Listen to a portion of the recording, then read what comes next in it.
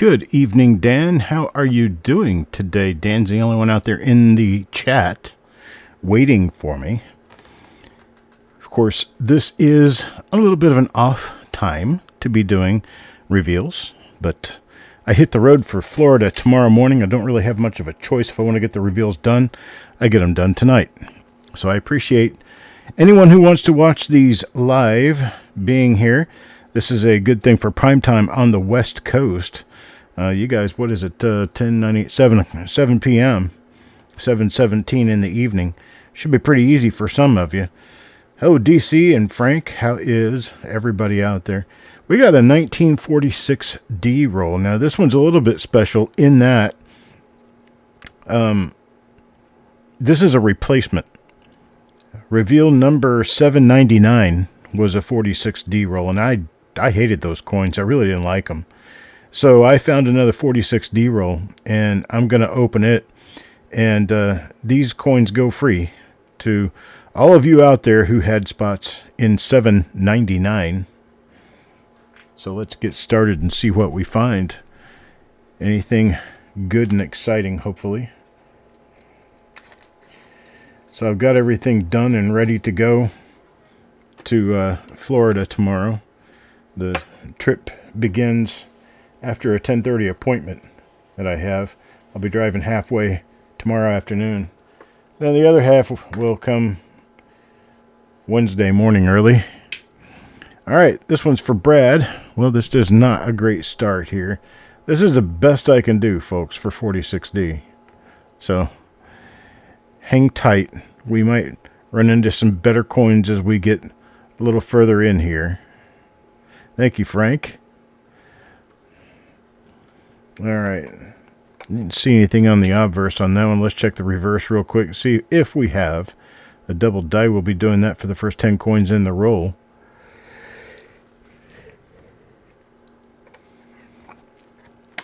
Oh, man.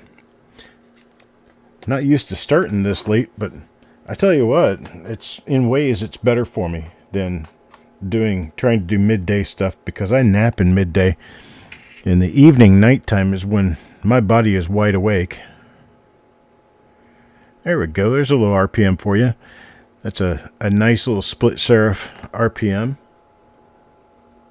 1946D. You can see a little bit on the upper and a little bit on the lower serifs.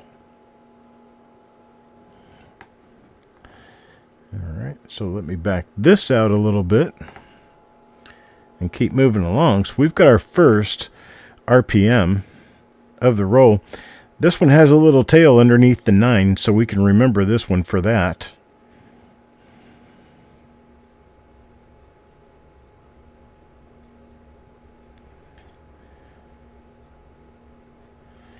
Keep poking around on this and see if we find something else here.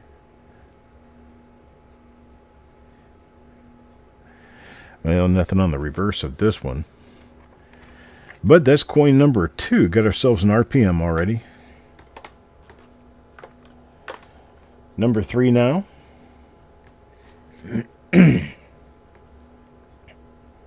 Coin number 3. We do have some spotting issues, unfortunately. I thought this would be a nice roll. Well, 2 bad coins for the price of one good one.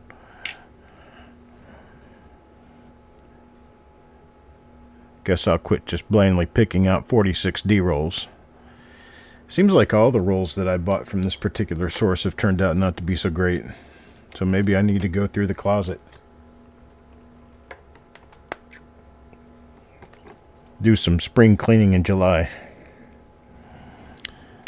And I'll get some of that done when I come back from my trip. Got a long whirlwind trip. It's 2 weeks long. Starts at the Fun Show this weekend and culminates at the Missouri Numismatic Society show in St. Charles, Missouri. The following weekend, and then I come home. Kind of thought about the possibility of doing a third week out and going to the World's Fair of Money in Tulsa, but it's just too much. Can't do it. PCGS graded dollar type 1. Nice. Bicentennial type 1 is the one that's got the serifs. I think type 2 is the one that's got the fat letters, or is it the other way around? No, I think type 1 might have the fat letters. Type 2 has the serifs. I think. I don't know. Don't get asking me questions about Eisenhower dollars. I used to have nightmares about those things.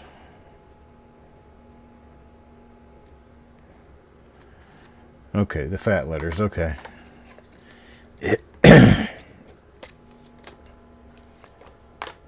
All right. Well, I really thought we were getting into a decent roll. It didn't look bad. I just opened it up and poured the coins out and looked through them real quick. This is another one of our RPM. It's got that hangy tail underneath the 9 down. It's covered up with a little spot. But it's still there. And well, this one's going to be coin number 5. Or coin number 6, I'm sorry. Coin number 6.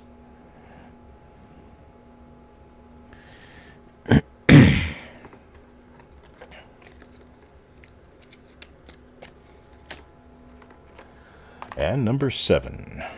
This one goes to Mickey.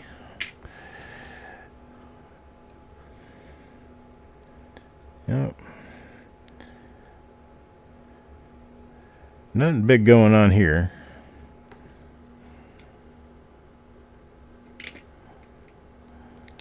Maybe we'll find goodies in the other rolls that I'll be doing tonight. I'm going to get all 5 of them done, hopefully, before I leave tomorrow. Got 3 of them tonight and 2 during the day tomorrow.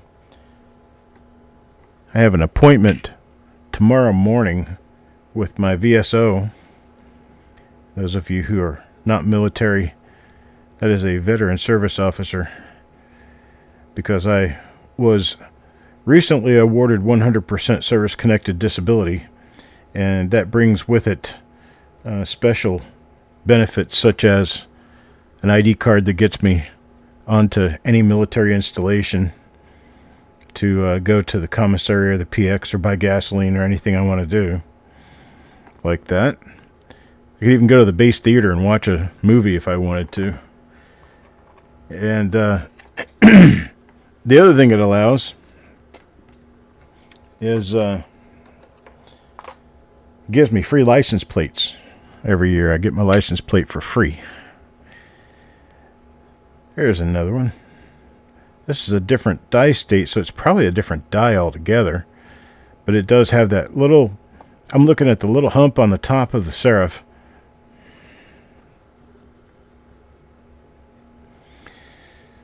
$42p cent roll. It has a lot of green fungus. Is it a BU roll or is it a circulated roll?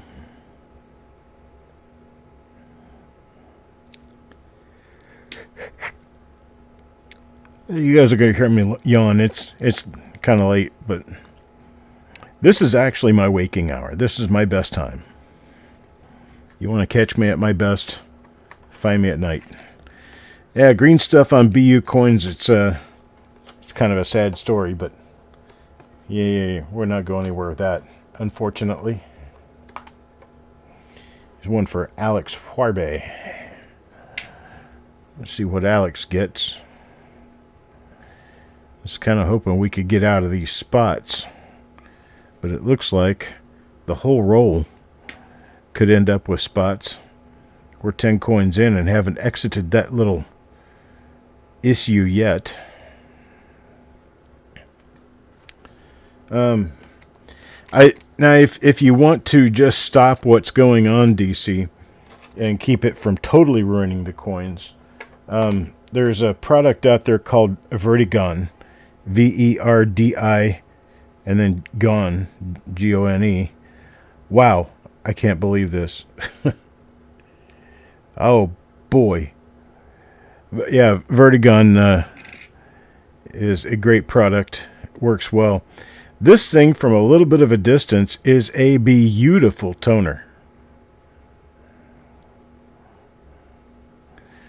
Obverse and reverse, both wonderfully toned. Yeah, you can use Vertigon on pennies you don't really care about the color and all that. It'll get rid of the crud. Look at this. Come on. Focus. Focus. It's an attempt. Look at that. Dang. That's nice, Eric.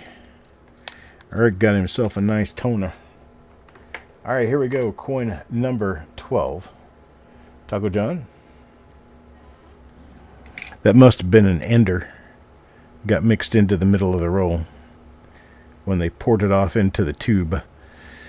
So I tell you guys, most of the older rolls that you see in tubes actually went in the tubes because the collectors thought that they were protecting the roll from the elements of being in sulfurized paper by placing them in plastic tubes.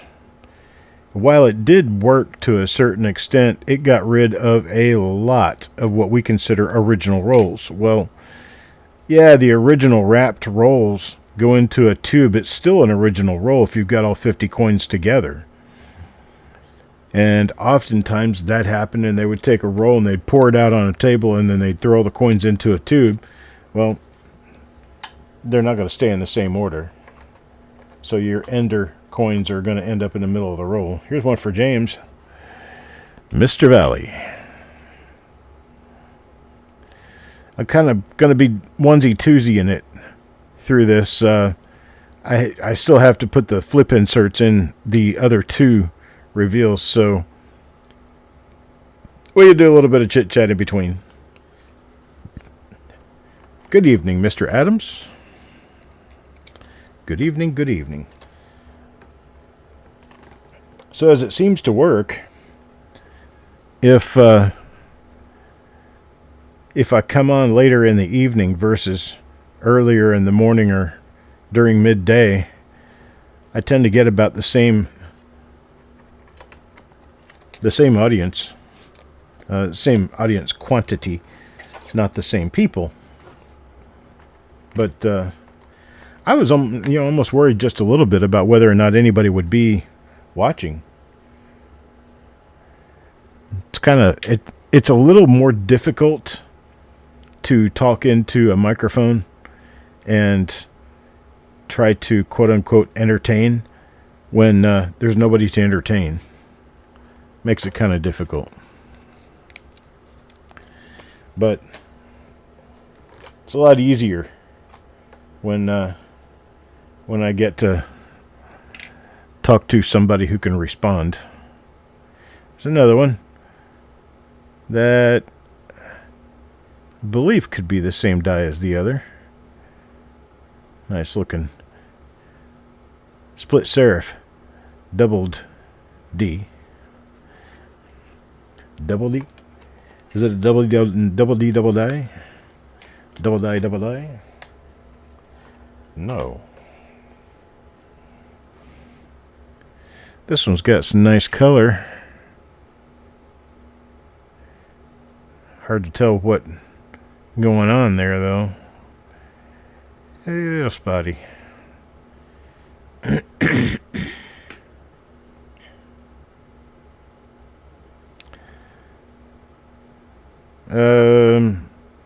Parviz, could you explain to me which... I can't call you.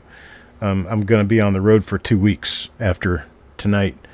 Could you explain to me what they were, and they might jar my memory. You got a tracking number. Did you try the tracking number to see where the items currently reside? There's another RPM right there.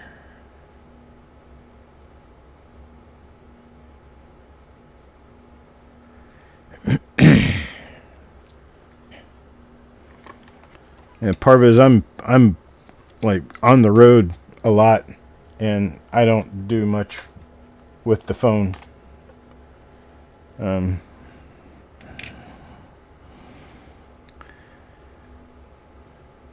But if you can send me an email about it.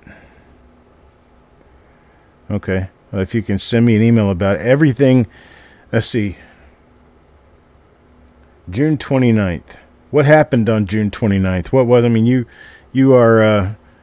giving me a date and that's all. I don't remember dates. You have to tell me what was it that you bought? What happened June 29th? What day of the week is June 29th? Sunday. Okay. I still have all of that here. I'm going to ship all of that tomorrow.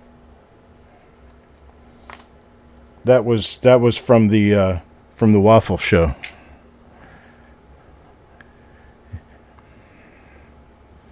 I've had trouble trying to get everything in a row to be able to get all that stuff shipped out. I've had some stuff on back order that I've been waiting on. I finally got. And I'll be putting those packages together and getting them out of here tomorrow. There's another RPM right there, 1940-60. It looks like it could be a double dilate as well. I've already seen that once. Yeah, but you didn't get a tracking number because I didn't actually send it. So I still have it here. Shin bone.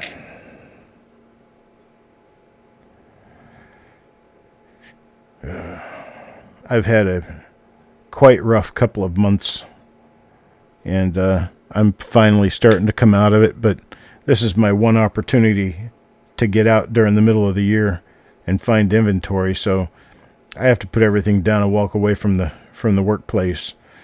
It kind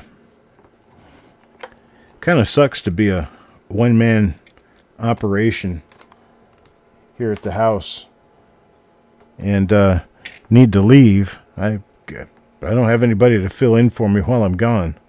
So I just have to put everything down and walk away.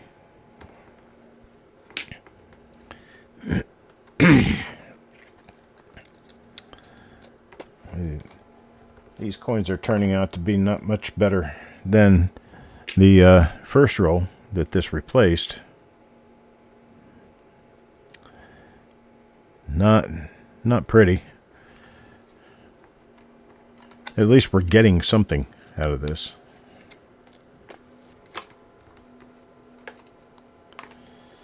So hello to all my West Coasters, all my left coast people. How's life out there on the left coast?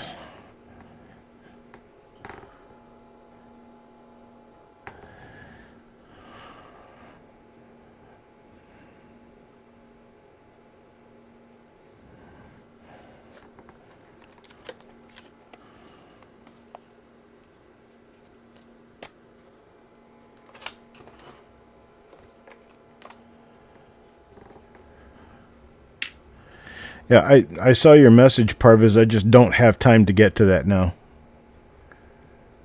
I'm leaving tomorrow for 2 weeks. Won't be back for 2 weeks.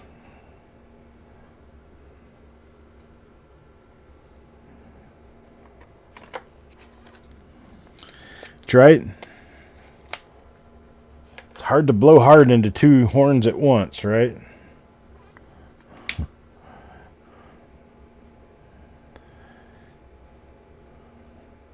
Parviz, on the 2009 LP4s, the presidential coins, were you looking for Philadelphia Mint or Denver Mint?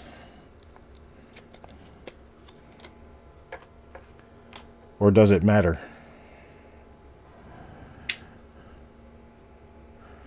Okay, I'm out of Philadelphia Mint. I may have 1 or 2 rolls around here somewhere, but I've got a few boxes of the Denver Mint. Bought them a long time ago. Okay. Yeah, I can't do the Philadelphia, but I've got Denver. Here's Kurt. Here's another one of those RPMs. What else was it that you wanted? 5 pounds of wheat cents. You said something about quality in that. And although I wish for the best of quality, I don't check any of the stuff that I sell. I don't go through it. I don't look at it with the microscope. I don't sort it or anything. I buy that stuff by the bag, and I sell it basically by the bag. So I can't guarantee any kind of quality in wheat bags.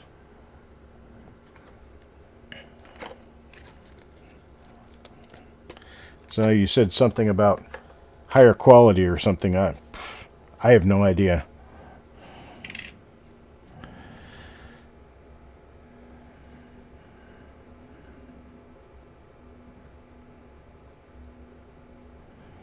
I can tell you that I've been selling wheats by the bag for a long time, and people who are realistic and expect a general late mix of coins with maybe some earlier stuff.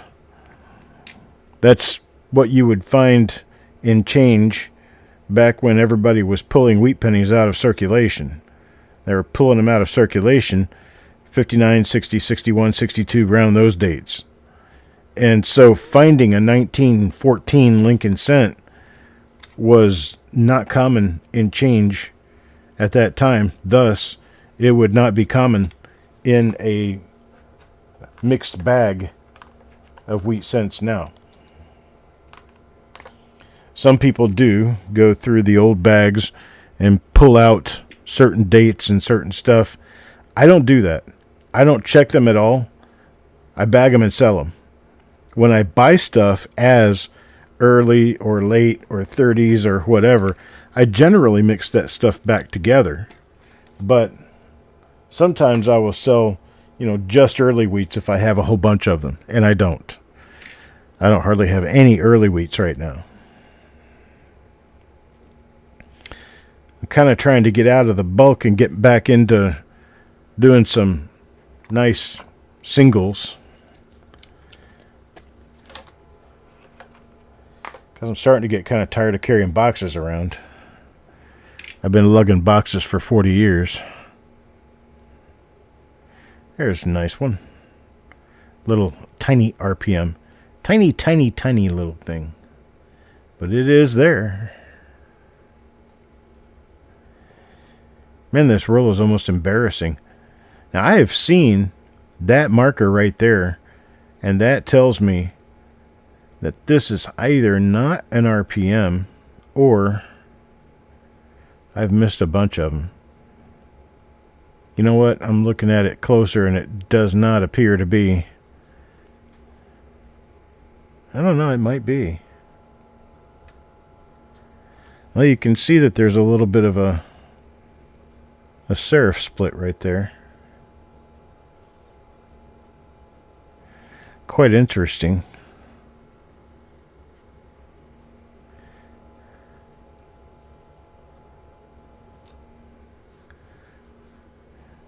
Hang on just a second.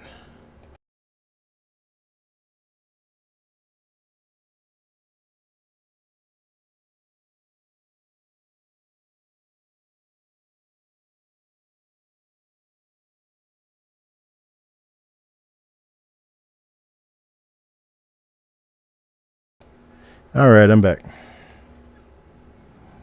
Well, this one is an RPM, so all those other ones.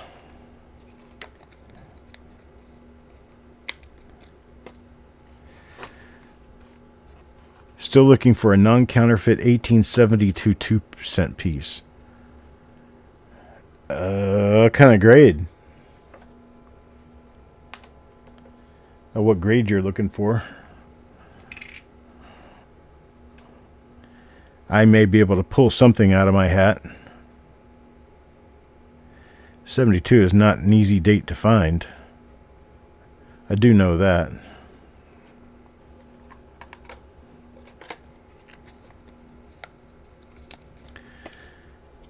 I guess genuine would be an answer.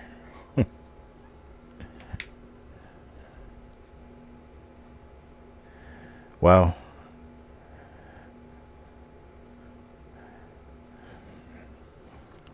Well, about time to just start tossing these into flips and calling it a day.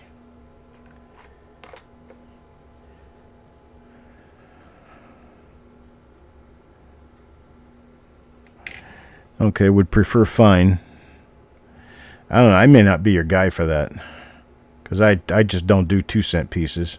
There's another one of those.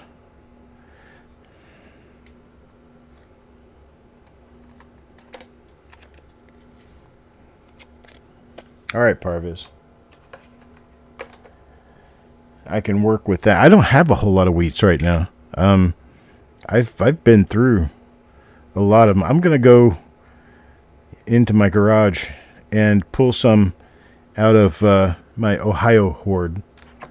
I have a few bags of those left. They seem to have been pretty good. So I'll pull a bag out of there and get you some poundage. But I'll have to do it in late July when I return.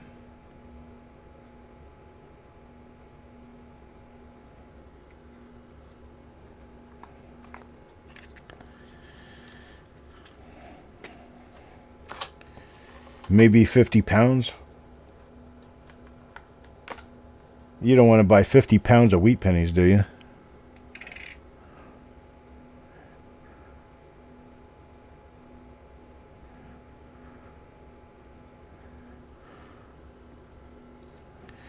Some wheat pennies, James?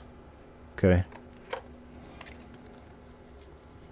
So you want to get 50 pounds of wheat pennies for Jordan. Well, I can work on looking for it. I don't know if, I am going to get some while I'm gone. Perhaps I'll get enough to be able to fulfill that order and do much more. Sometimes where I'm going, I end up with 2, 3, 4, 5 bags of wheat pennies. Other times I don't get much of anything. But I'll see what I can come up with. Usually my source is relatively good at giving decent coins that haven't been, rifled through and picked through.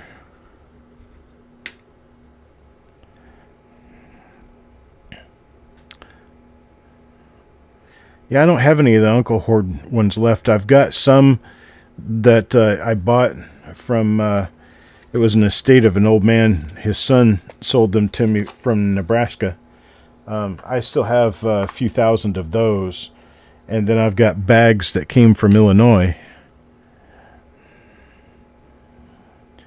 I may have 1 or 2 bags that came from Florida.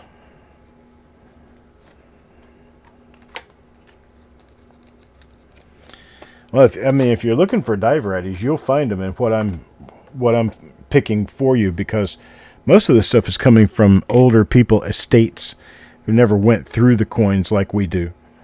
And they're looking for 1914D. They're looking for the hard dates. Mark, I appreciate it. Thank you, sir. I'll let you know if I see anything. In fact, I'll just send you a text. I'm going to 2 different shows, so there's a chance.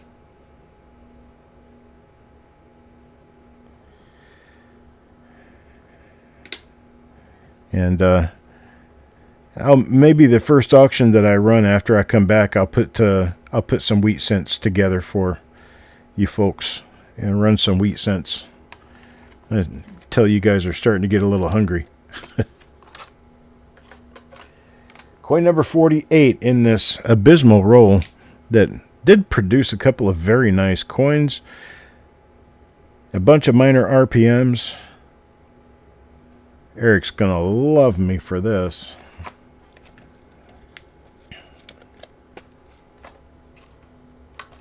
Number 49, this one from Mr. McCumber. Little minor RPM. I'll ask Eric if he'll switch out his coin with yours give you that toner. Eric's not a big fan of toners, so he might just do it. Here's another one. A bunch of little RPMs. Nothing else. So that's all I've got for this roll. I do appreciate everybody being here. I'm probably 15 to 20 RPMs out of this. All of them are really minor. So that's what we end up with. And, well, that's going to be it for reveal number 801. I've got reveal number 802 coming up in just a few minutes. I'm going to stuff flip inserts while I talk with you guys for the first 10 minutes of the show. So I am pulling out of this show for right now. I'll be back in just a few. See you then.